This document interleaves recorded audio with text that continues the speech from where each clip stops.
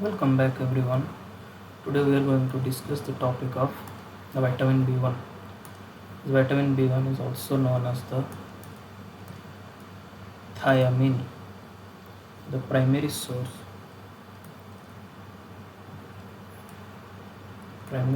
of thiamine is the alluron layer of the cereals. Alluron layer of cereals. This is the most important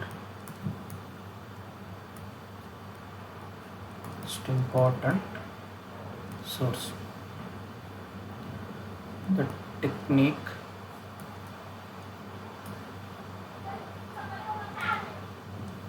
to preserve this alluron layer is called parboiling. Parboiling. Parboiling is the technique to preserve this alluron layer.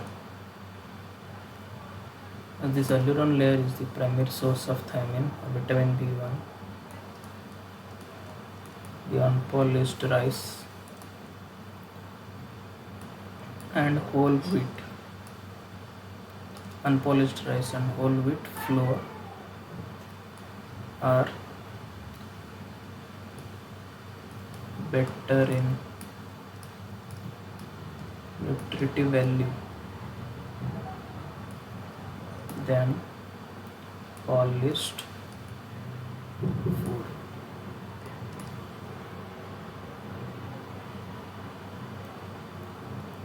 Another important source of this vitamin B1 is yeast.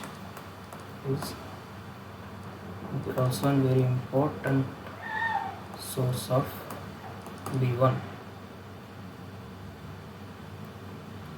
Another fact we need to remember is thiamine is partially destroyed by heat. So it is not that much resistant to heat, it gets partially destroyed by heat. Now since we are discussing the vitamin B1 role, that most important that we need to discuss is its coenzyme role.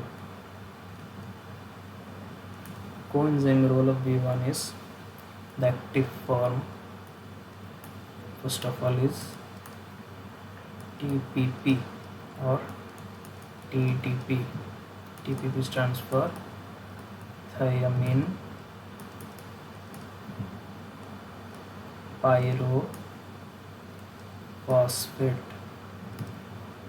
So TPP or thiamine pyrophosphate is the active form of B1. So this TPP is found in the three coenzyme complexes. First is the pyruvate dehydrogenase. It is the PDH. Second one is alpha ketoglutarate dehydrogenase. Alpha ketoglutarate dehydrogenase. The third is the branched chain keto dehydrogenase. Fourth one is of clinical importance is the transketolase enzyme as the coenzyme form of the vitamin B1.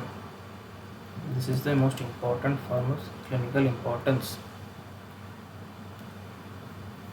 So now the functions of this thiamine pyrophosphate or vitamin B1 is the main role of thiamine pyrophosphate is in carbohydrate metabolism.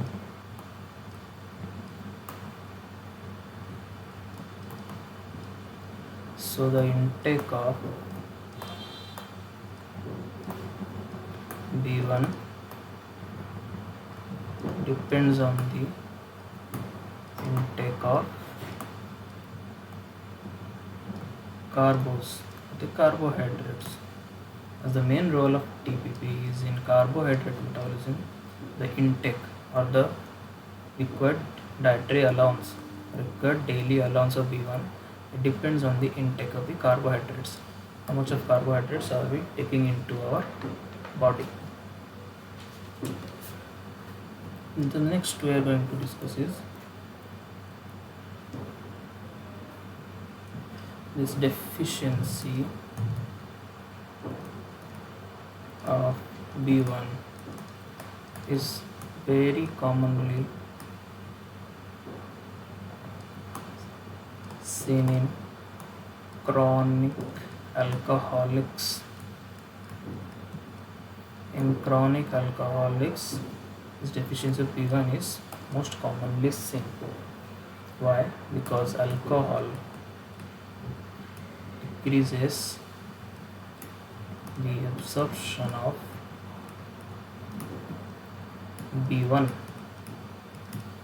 In chronic alcoholics, this alcohol decreases the absorption of vitamin B1. So deficiency of B1 is most commonly seen in chronic alcoholics. So now we are going to see some clinical manifestations. Clinical manifestations of vitamin B1 deficiency. The most commonly seen manifestation is, as we know, it's beriberi. This beriberi has 3 types. So the first one is wet beriberi. This is the first form of beriberi. This is commonly seen in chronic alcoholics. Most commonly found this wet beriberi seen is commonly in chronic alcoholics. Features are high output cardiac failure. So there will be high output cardiac failure in this patient. Patient will be present with dyspnea. Also there will be cardiomegaly. Along with the cardiomegaly there is edema. Edema there is of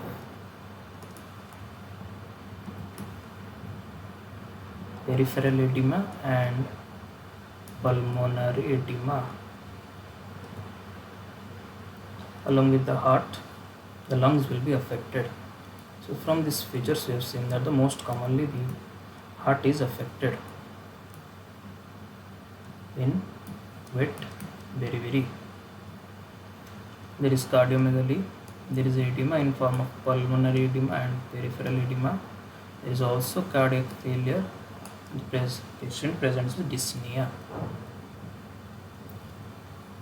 The second form of beriberi we are going to see is dry beriberi. In this form, it's also seen in chronic alcoholics. The features of dry beriberi are: first is the peripheral nervous system and central nervous system are affected. So this leads to symmetric motor and sensory neuropathy.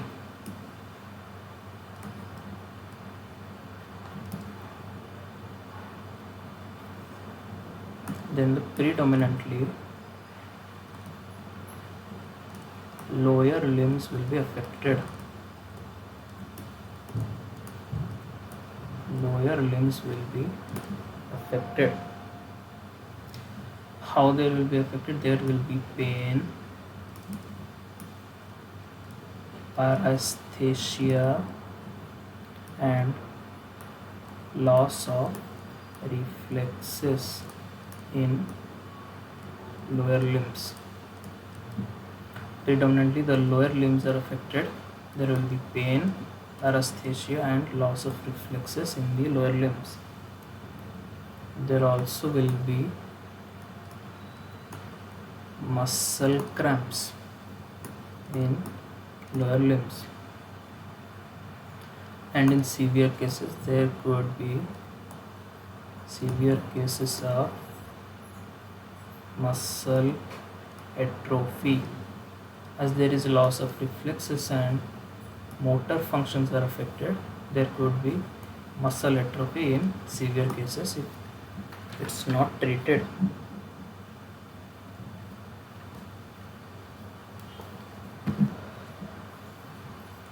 The third form of beriberi we are going to see is cerebral beriberi.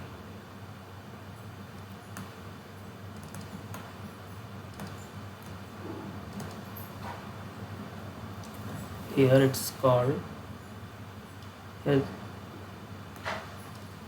Wernicke's encephalopathy. The features of the cerebral beriberi are also called as features of the Wernicke encephalopathy, which are horizontal nystagmus, thalmoplegia,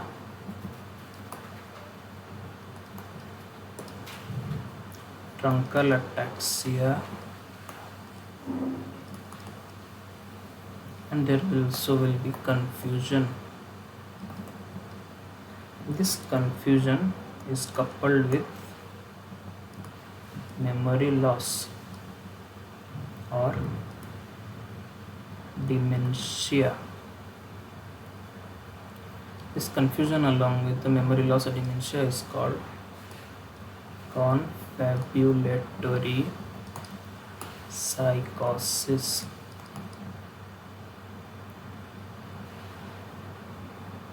This confabulatory psychosis along with the features of Wernicke's encephalopathy, confabulatory psychosis combined with the features of Wernicke's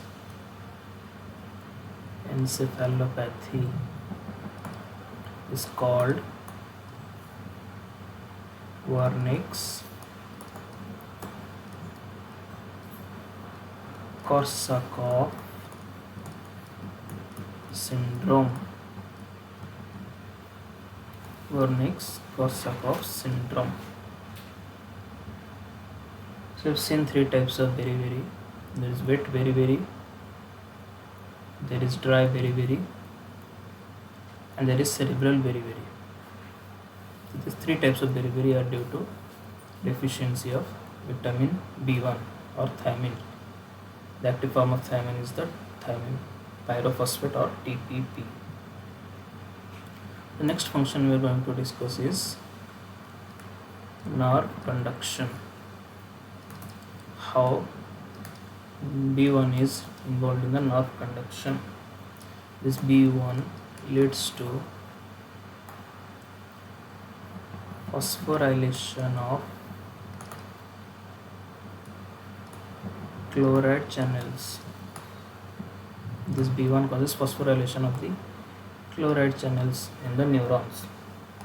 That leads to their activation of chloride channels, and it aids in nerve conduction.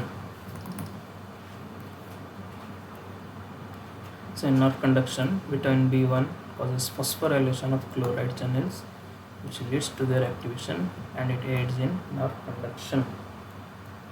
Then we are going to see an important fact, that is the biochemical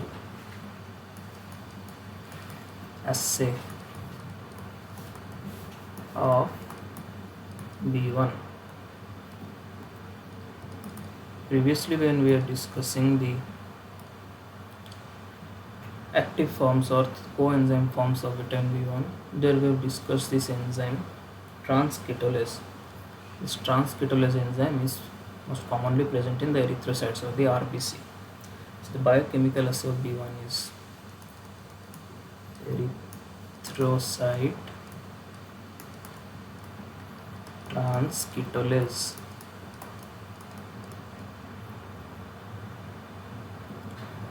Another form of biochemical assay is also the urinary thiamine output. The amount of thiamine in the urine can also be a form of this biochemical assay. Another point to note that the toxicity of vitamins, toxicity of B1 is non-existing. That is, this form of vitamin B1 in higher amounts does not leads to toxic or show any manifestation of toxicity. The toxicity of B1 is non-existing. And going to another topic in this under this vitamin B1 is polyneuritis. This polyneuritis, as always, it is commonly seen in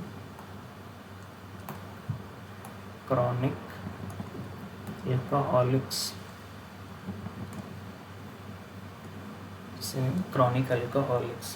As alcohol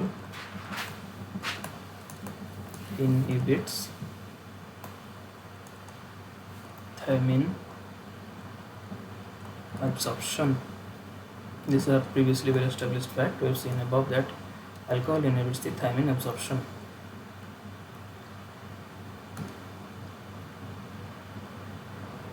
In this impairment in thiamine absorption causes impairment in conversion of pyruvate to acetyl coenzyme A. This pyruvate to acetyl coenzyme A conversion is impaired. So this results in increased plasma concentration of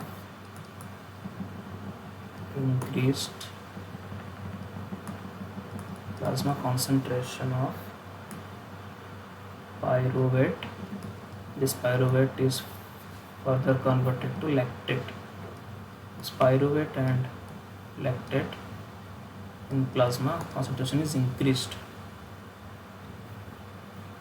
So as a result, leading to lactic acidosis.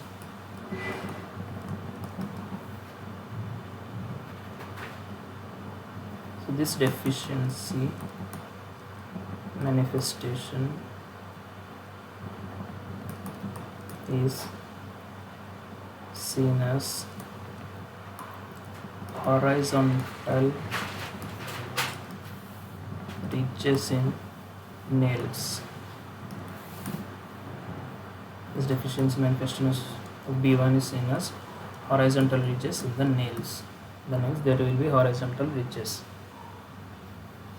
Now, last subtopic we are going to discuss is the RDA, or required dietary allowance or required daily allowance. The RDA for vitamin B1 is 1 to 1.5 milligram per day, and this could well increase to 3 milligram per day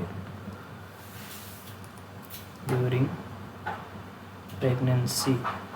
During pregnancy and also during lactation, the need for consumption of vitamins generally increase. So this could increase to 3 milligrams per day during pregnancy. This RDA depends on, as we have seen before, it also depends on the calorie intake.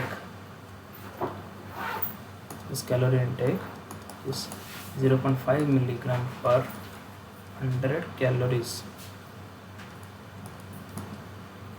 As it depends on the calorie intake, the required dietary allowance is 0.5 milligram per 100 calories. General required dietary allowance is 1 to 1.5 milligrams per day. So with this, we conclude our discussion on vitamin B1. Here we have seen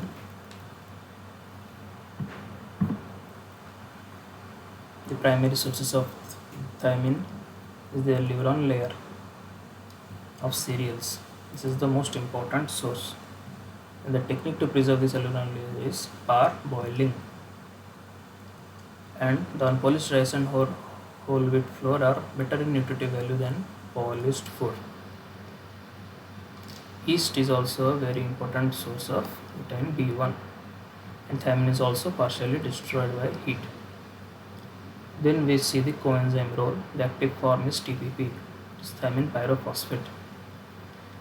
This is present in 3 coenzyme complexes: the pyruvate dehydrogenase complex, alpha ketoglutarate dehydrogenase complex, and branched chain keto dehydrogenase complex. These 3 complexes are multi-enzyme complexes. We will discuss in further videos. The fourth most important, clinically important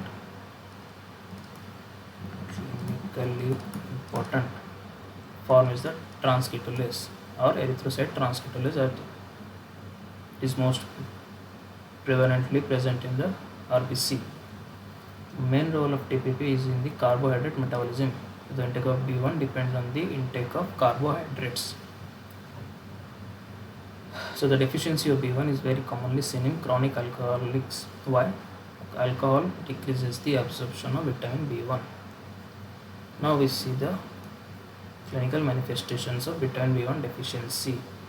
Most commonly is beriberi. 3 forms of beriberi are seen. It is the wet beriberi.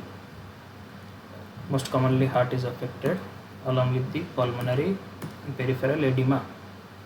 Next is the dry beriberi. If the PNS and CNS are affected, most commonly the lower limbs are affected. There is seen pain, paresthesia, and loss of reflexes. Muscle cramps are also seen, and in severe cases muscle atrophy occurs. Then comes cerebral beriberi. Cerebral beriberi features are also common with the Wernicke's encephalopathy. The features are horizontal nystagmus, ophthalmoplegia, and truncal ataxia. Then there is also confusion coupled with memory loss or dementia. This is called confabulatory psychosis. This confabulatory psychosis, when combined with features of the Wernicke encephalopathy, is called Wernicke-Korsakoff's syndrome.